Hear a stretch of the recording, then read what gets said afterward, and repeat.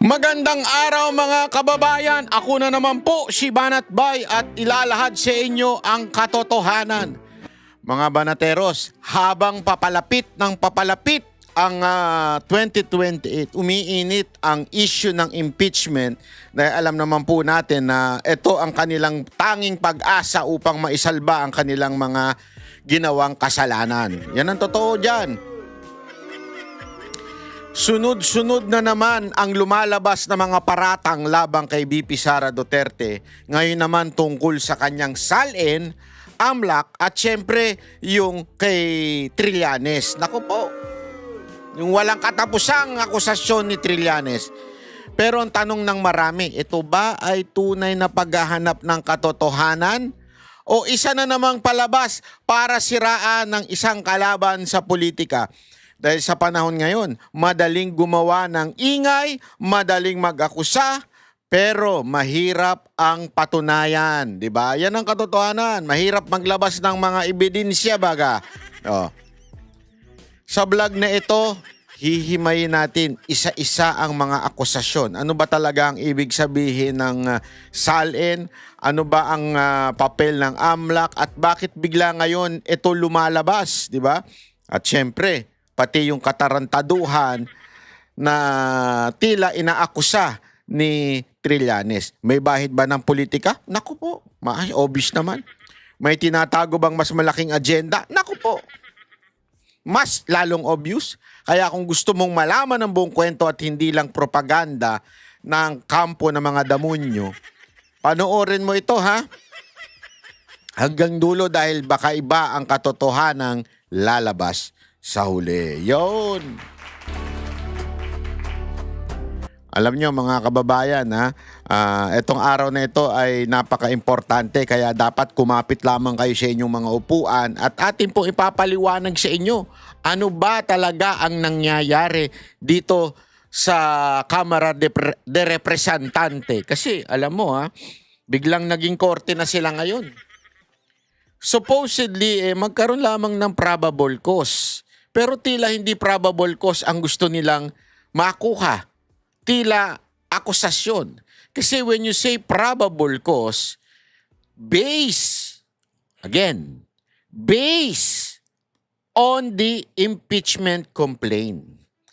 Sa madaling salita mga kababayan, base lamang doon sa isinagmit na complaint. Hindi maghanap ng ebidensya, hindi kumuha ng ebidensya, hindi maghanap pa ng iba pang wala naman doon sa impeachment complaint. Malinaw po yan. Kasi tila ang nangyayari ngayon, kahit wala doon o hindi naka-attach doon sa impeachment complaint, ay pilit nilang kinukuha sa mga ahensya ng gobyerno. Sa madaling salita, mga kababayan, pinapa-impeach nila ang tao sa katauhan ni VP Sara Duterte, ngunit wala namang ebidensyang mga naka-attach. Nakikita ninyo? Kasi dapat may ebidensyang naka-attach. Kaya nga, impeachment complaint. Sa Tagalog, yung complaint, reklamo. Kung isang tao ay nagre-reklamo, dapat meron siyang ebidensya agad-agad naka-attach. Ano ba yung nirereklamo mo? Ano ba yung bakit mo ba siya pinai-impeach? Ano yung nirereklamo mo? Wala ho doon. Basta lang nagbanggit sila ng kung ano-ano, tapos tsaka pa lang sila kumukuha ng ebidensya. Yan nga po yung inirereklamo ng isang congressman na si Congressman Marcoleta, yung anak po ni Rodante Marcoleta. Inirereklamo niya, sandali. Wala namang naka-attach dyan na salin. Wala namang naka-attach dyan na bank account. Wala namang naka-attach dyan na sa AMLAC. Bakit ngayon nyo lang hinihingi? Hindi ho kasi ito investigasyon. Hindi ho sila nag-iimbestiga. Sila'y dapat bilang Committee on Justice sa Kamara, dapat titingnan nila, ito bang pinirisinta sa amin ay may sapat upang iakyat sa plenaryo o wala? Yung ipinirisinta sa kanila, abay mga text laang. Walang itong ebidensya, walang nakalakip na kahit na anumang patungkol sa salin. Hiningi pa po nila. Pinatawag nila BIR, pinatawag nila Ombudsman, pinatawag nila AMLAC, tsaka pa lang po sila humingi. Kaya nga doon pa lang sa simula, mali na kagad yung proseso. Sa katunayan, it has to be questioned by the lawyers of VP Sara Duterte. Remember, in a trial, it is very important yung handling of evidence or yung due process. Kung tama po ba na yung proseso ay naibigay doon sa inaakusahan o hindi. Doon pa lang, sablay na naman po sila. Kasi yung proseso, tila fishing expedition ang ginawa. Tila wala namang nakalakip na mga ebidensya doon sa complaint, pero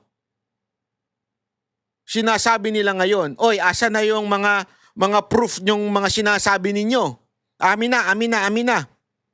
So ngayon pa lang sila naggagather ng mga evidences. Kaya nga nila pinatawag yung mga ahensya ng gobyerno. Ano ibig sabihin nito? Yan ang tawag dyan, fishing expedition. Ano ibig sabihin? Halimbawa, may nagreklamo sa akin, oy, Banat Bay, nagnakaw ka ng, halimbawa lamang, ninakaw mo yung isang kotse. Inakusahan mo yung tao na yun. Yung kotse ko, ninakaw mo. Halimbawa, inakusahan ka nung may-ari ng kotse. Anong ebidensya mo para sabihin na ninakaw ko yun? Sandali ha. Hihingi tayo ng CCTV. Dapat, bago mo pa sinabing ninakaw, meron ka na kaagad CCTV. Diba? Halimbawa, dun sa mga kaso ko, yung sa reklamo, ikinumplain ako. Halimbawa na itong isang politiko, hindi ko na lang babanggitin. Kasi napakarami nila. Doon sa complaint nila, naka-attach na yung mga videos ko na nirereklamo nila. Ibig sabihin, hindi na nila kailangan sabihin lang na, oy, ikaw Banat Bay, nilibel mo ko.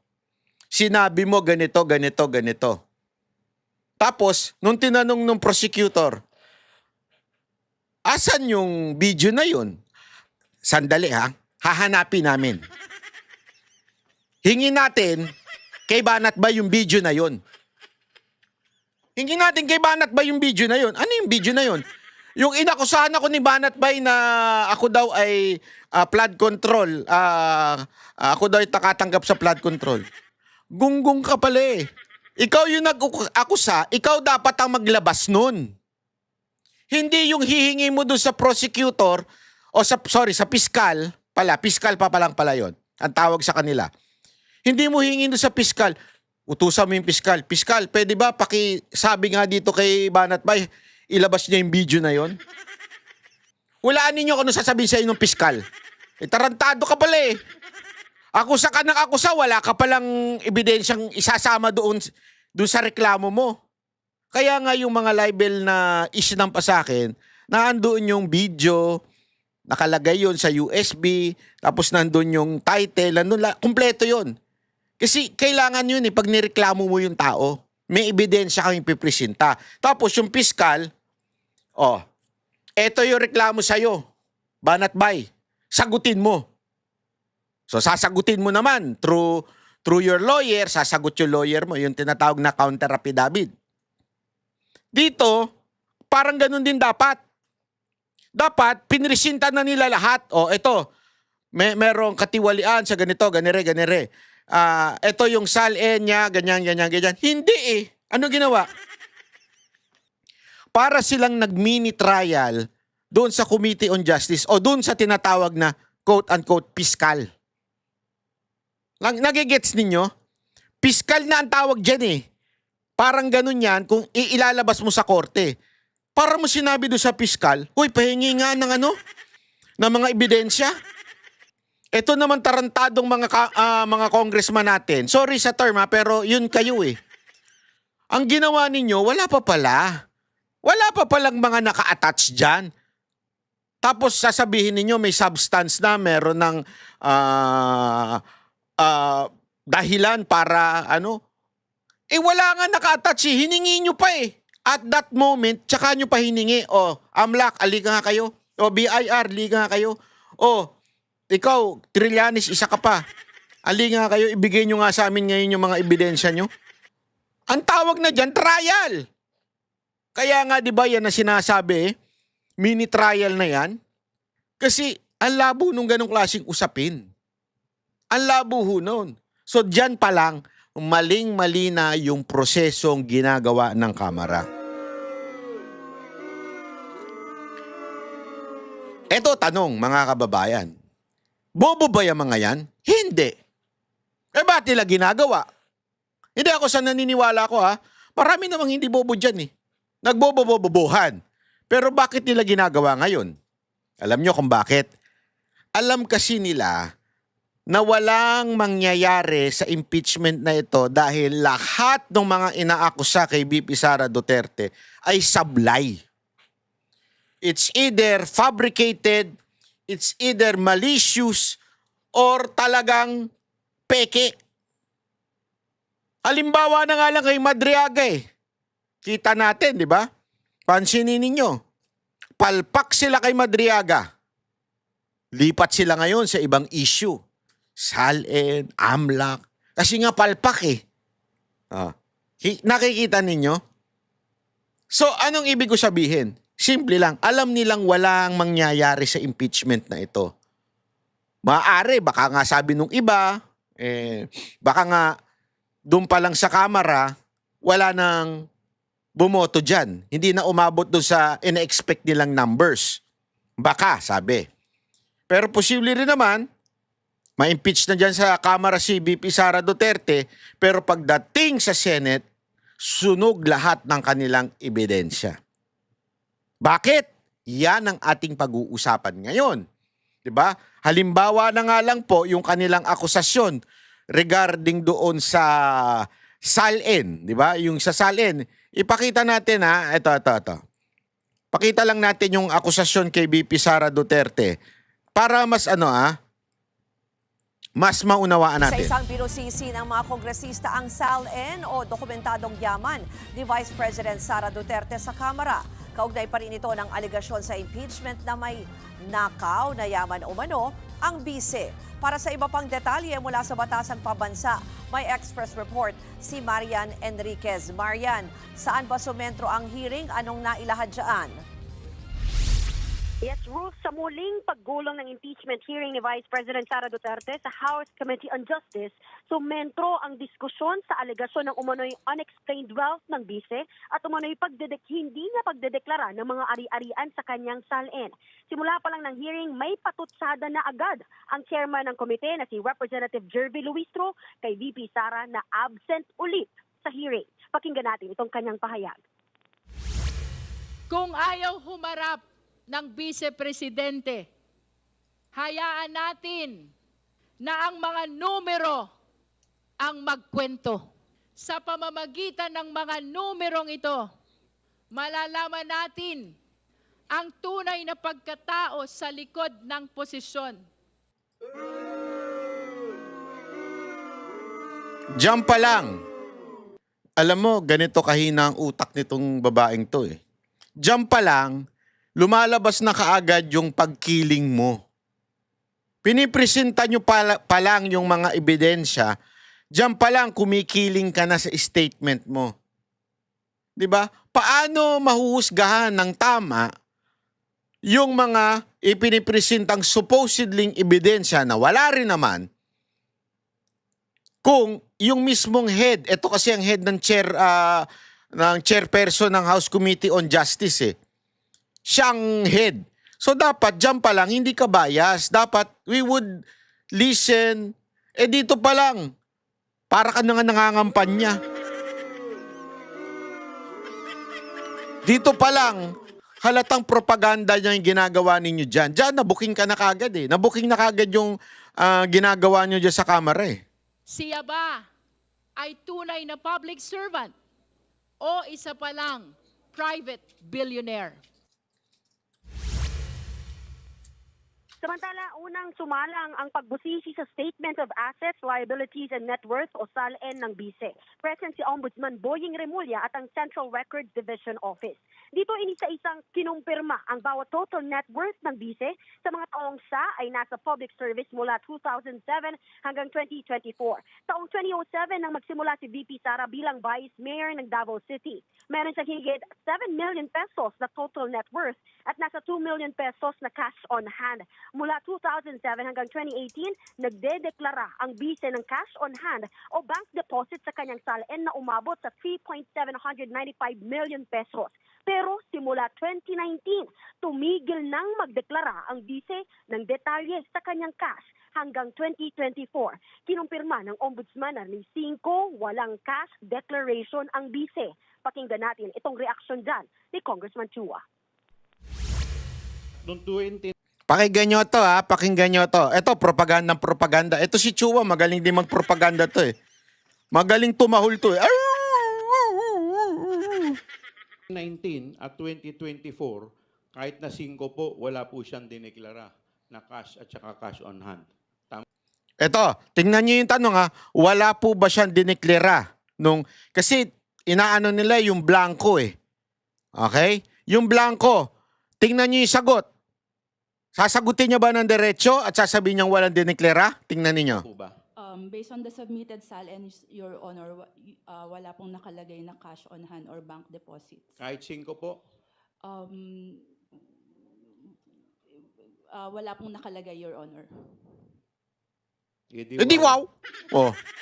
Doon pa lang alam mo na eh. Propaganda eh. Obvious na obvious eh. Pero alam mo mga kababayan, kasi kung aalamin mo, ang SALN ay hindi naman po ito sa ombudsman lang sinasagmit. Para lang sa kaalaman ninyo, marami hong pinagsasagmitan yan. Maaari nga rin sa Civil Service Commission eh. Pero sinasabi lang nito, yung kaya nga yung papansin ninyo, yung ombudsman, yung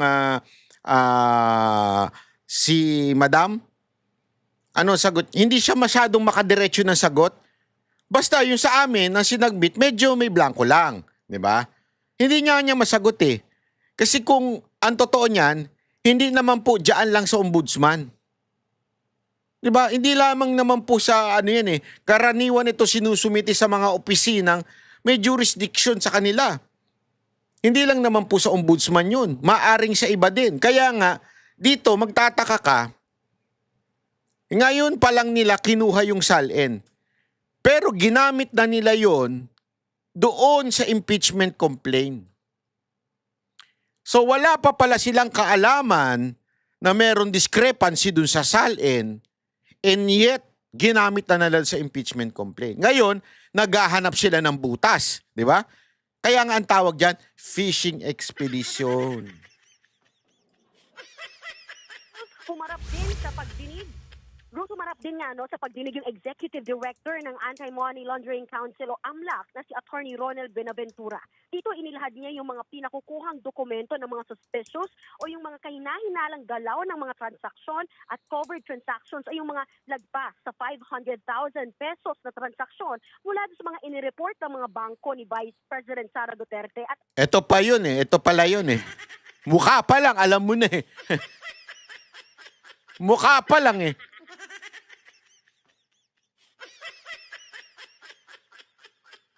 Alam mo na kagad eh. Ito yung di umano, allegedly, na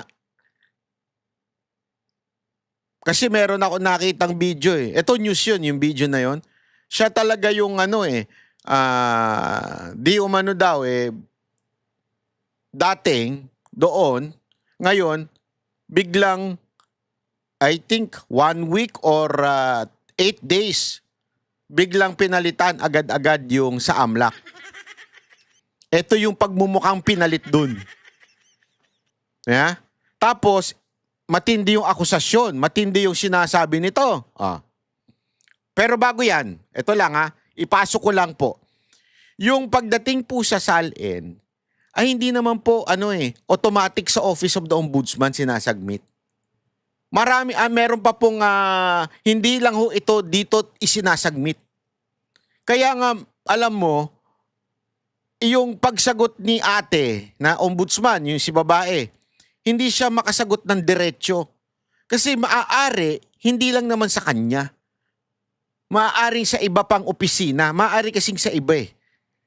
So, dito makikita mo talaga mga kababayan na naghanap lang sila ng butas para maiano kay VP Sara Duterte. O ito, panoorin pa natin to Asawa niyang si Attorney Man Scarpio. Lumabas sa report ng AMLAC na may 313 covered transactions at 17 suspicious transactions ang naitala sa mga accounts ni VP Sara na nagkakahalaga ng aabot sa 3.77 billion pesos.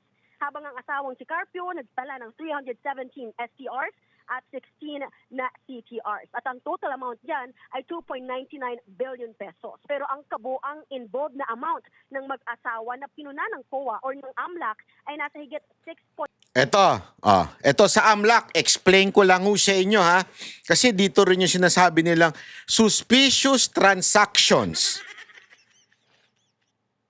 Punta kayo ng bangko. Kayo mismo pupunta kayo ng bangko. Punta kayo. Bukas din. Mamaya, punta kayo. Mag-deposit ka ng 500,000. O di kaya 600,000. Tapos, bukas uli, punta uli kayo. Mag-deposit uli kayo ng 600,000. Sa susunod na araw, pumunta uli kayo, mag-deposit uli kayo 600,000. Walang pinipresentang dokumento. Suspicious yan. Suspicious na kagad yun. Naintindihan natin? Even if legit. Halimbawa, kumikita ka sa YouTube ng 600. Yung una, itinago mo, hindi mo kagad inilagay. Ngayon, naipon sa'yo, dineposit mo. Ayaw mo ipakita yung dokumento mo. Kung saan mo nakuha yun. Suspicious na. Kasi meron nakalagay dun less 500 pataas, kailangan na ng dokumento Kailangan na ng masabi mo kung saan galing yung pera na yun. Napaka-importante ng privacy dito.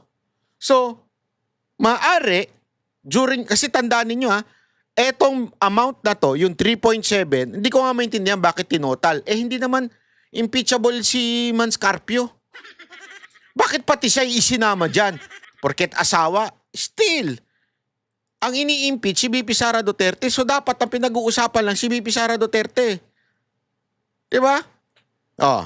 Anyway, ito ang isa pang issue dyan. Aside from the suspicious, madali naman po yan suspicious na anything na gawin mo beyond the 500,000, pwedeng magkaroon ng quote-unquote suspicious, but it doesn't mean it's criminal. Tinawin natin hindi porket suspicious ang isang deposit mo. Malay mo, halimbawa ako, pag nag-deposit ako, di ba? Nakabenta ako halimbawa ng relo. Tapos gusto ko i-deposit. Di ba?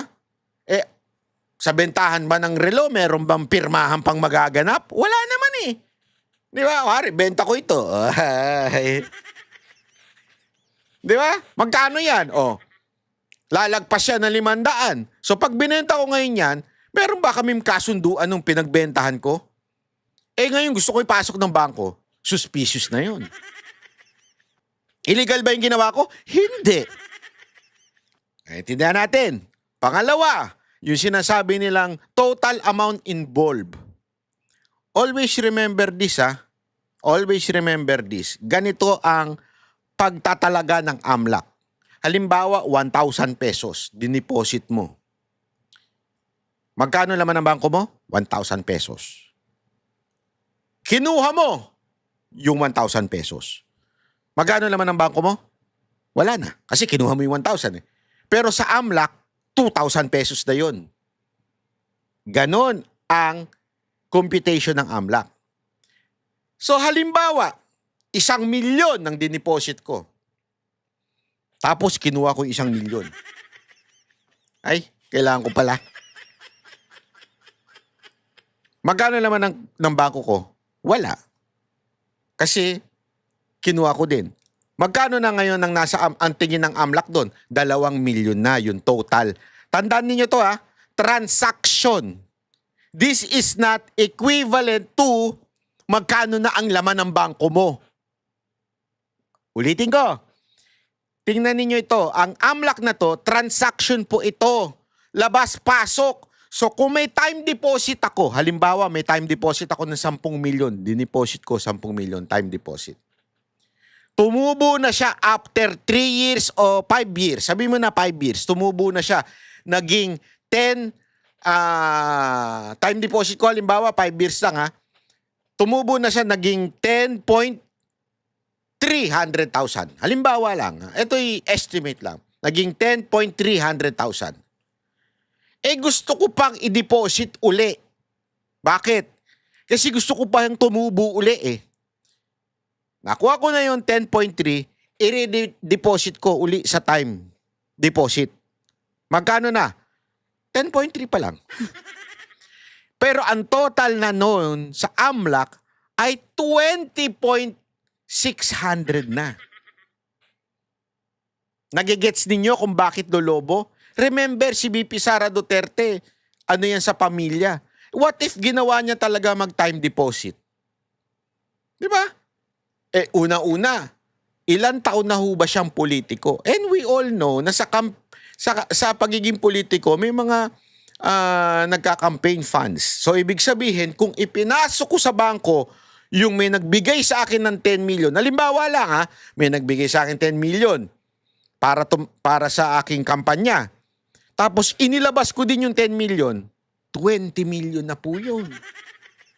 Ganyan po ang AMLAC para maunawaan. Kasi yung mga tangang congressman, halimbawa na lang si Ngiwe, sabi niya, hindi pala hindi lang milyonaryo siya pala ay bilyonaryo. Ay bobo talaga.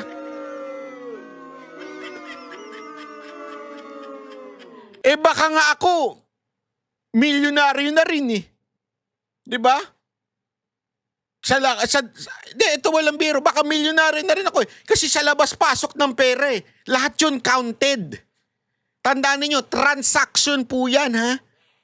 Anything na ipasok mo sa bangko, anything na may maibenta ka na lupa. Halimbawa, bumili ka ng lupa, may bahay ka. Magkano yun? 15 million yung bahay mo na yun. Kasama yung lupa. Oh. Tapos, i-deposit mo. 'Di ba? Tapos, nilabas mo uli para bumili ka ng bago, tapos i-negosyo mo na naman. Bawat transaction, kaya nga ayan, covered transaction po yan. So, every time na nagtatransaction ka, ayan po ay nagtototal. Total amount involved. But it doesn't mean total amount in the bank. Kaya yung mga congressman na tatanga-tanga dyan, hindi lang kayo tanga, stupid pa kayo.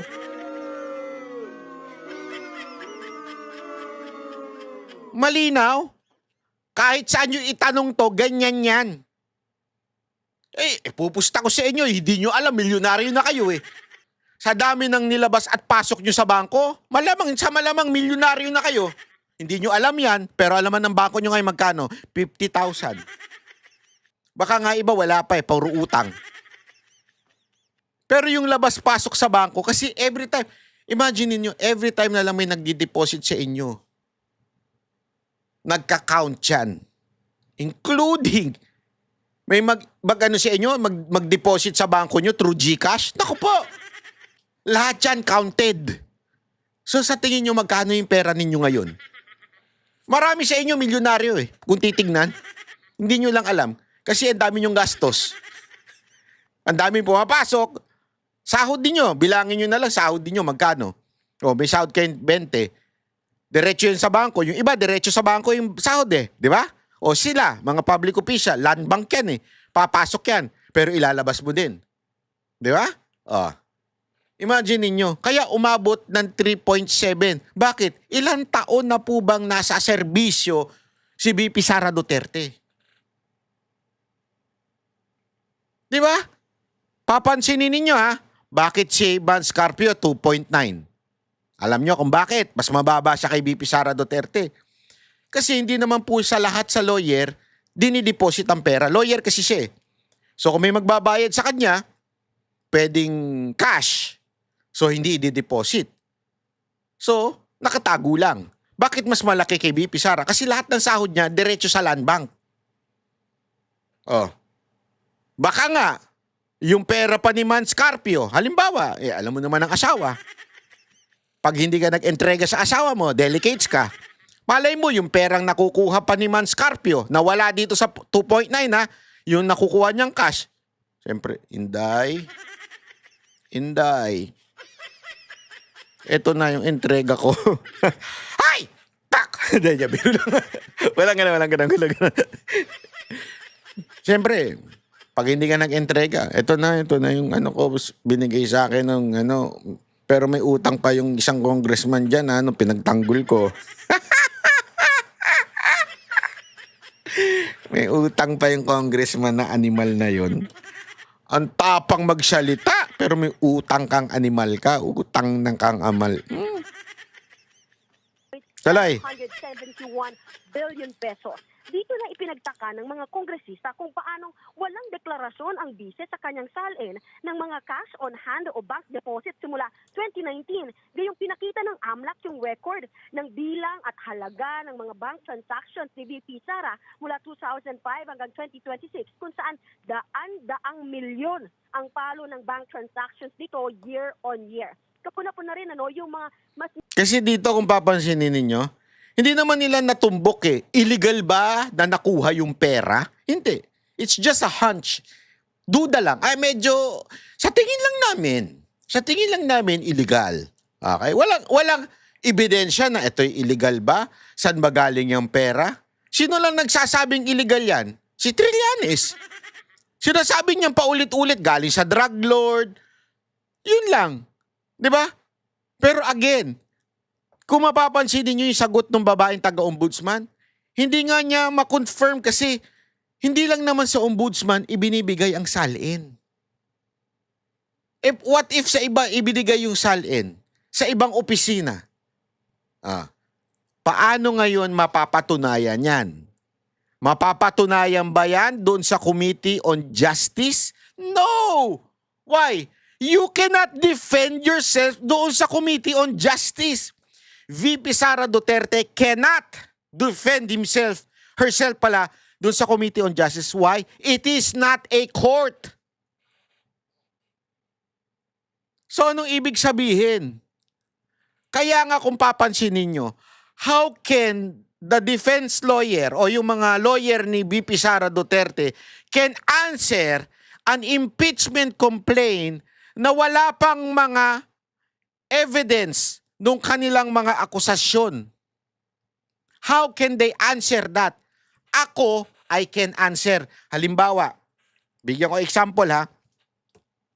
Idinimanda ko ni isang congressman, sabi mo, involve ang aking kumpanya sa sa laptop anong tawag doon? Scandal. Eto yung video mo, banat bayo. Nilagay niya doon. Ngayon, paano ako sasagot? Simple lang. Kukunin ko yung video ko, titignan ko, ano bang petsa niyang ina, nag-live ka pa kasi banat bayo. Biro lang. Sorry naman, nakapagmura na naman ako. Binabawasan ko na nga. Nakita ko yung video, ito yung date. Uy, tingnan ko ngayon yung video ko. Sinabi ko naman dito, na sabi ni Villanueva, involve yung kumpanya mo. Hindi ako nagsabi, si Villanueva. Ano sinasabi mo ako nag-akusa sa'yo? Ngayon, yun yung sagot ko. Kasi nga, nagpresenta ka ng ebidensya na libelous ako, maliciously ini-imply ko sa'yo yung certain crime. Ngayon, sasagutin naman kita through another evidence. Ito yung sinabi ko, allegedly, according to Villanueva, ikaw at iyong kumpanya ay kasangkot sa laptop scandal. Oh. Sumagot ako, according to the evidence that you presented, I'm also presenting to you the evidence. So what do I mean? Simple. Dito, binanggit nila yung SALN doon sa impeachment complaint, pero wala pa silang pinipresentang evidence. As a matter of fact, they're getting it now. Now, gusto nyo sumagot si VP Sara Duterte at ang kanyang abogado without you giving them the evidence of your accusation. Paano sila sasagot kung wala kayong binigay? Ngayon nyo palang hinahanap. Ngayon nyo palang pinapunta yung AMLAC, ngayon nyo palang pinapunta yung Ombudsman, ngayon nyo palang pinipresenta yung mga ebidensya ninyo, kuno. And another thing, this place is not the place to have the trial or the defense. You cannot, the lawyer of VP Sara Duterte cannot question the ombudsman or the resource person or resource persons. Hindi pwedeng i-question ng abogado ni VP Sara Duterte yung mga yan. So what the heck? What the heck is that? Ang ginawa nyo, mini trial. Kaya isang malaking katarantaduhan ang ginagawa dito sa Kamara. Ngayon, sabi nga nila bring it on. Dalhin nyo na yan sa plenaryo, pagbotohan na yan para pumunta na tayo sa impeachment court. Ano yon? Senate. Hindi naman nila sinabing hindi sila pupunta doon, hindi nila sasagutin yan. Sasagutin nila yan sa proper forum. And the proper forum is not that stupid committee. The proper forum is the impeachment court. Ano yon? Senado. Kaya nga katarantaduhan po ito. Sa totoo lang, katarantaduhan. Kami ang boses ng masa, hindi natatakot. Katotohanan lang, di kami nalulunod. Walang bahid ng sismis, lahat ay totoo. Kahit sino ka pa, pag mali ka, babanatan ka. Walang pinipili kulay, wala kaming kinikilingan. Basta para sa bayan, kami lalaban. Pag tama palapakan, pag mali banatan, di matitinag, di matatakot. Para sa bayan, tuloy ang sigaw. Sa harap ng kamera, walang halong takot. Mga baluktot, lahat kayo'y tutumba. Ang hustisya at totoo, yun lang ang mahalaga. Kahit sinong harang, di kami matitinag. Walang pinipiling kulay, wala kaming kinikilingan. Basta para sa bayan, kami lalaban. Pag tama palapakan, pag mali banatan, di matitinag, di matatakot. Para sa bayan, tuloy ang sigaw. Kung nasa tama ka, ikaw ay aming kasama. Pero pag mali ka, handa ka na bang mabasag? Banateros kami, walang inuunan. Dahil bayan muna, bago ang sarili.